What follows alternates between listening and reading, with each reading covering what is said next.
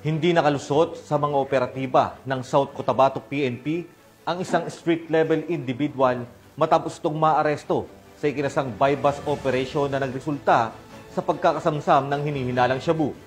Patrolwoman Emelu Pedroso, ibalita mo.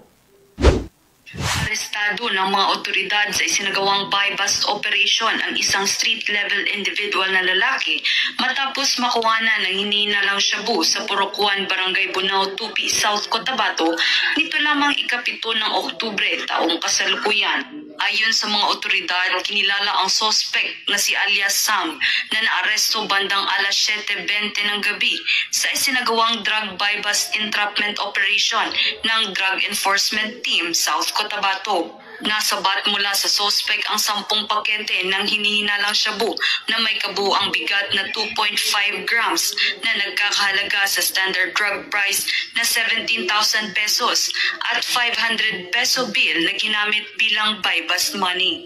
Nahaharap sa kasong paglabag sa Section 5 at 11 na Republic Act 9165 o Comprehensive Dangerous Drugs Act of 2002.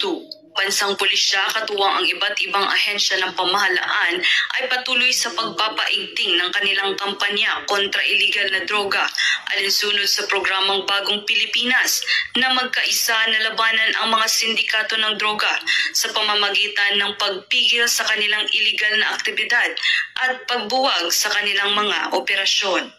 Mula dito sa Police Regional Office 12, General Santos City, ako ang inyong Police News Correspondent, Patrolwoman Emelu Pedroso, alagad ng batas, tagataguyod ng Balitang Pulis.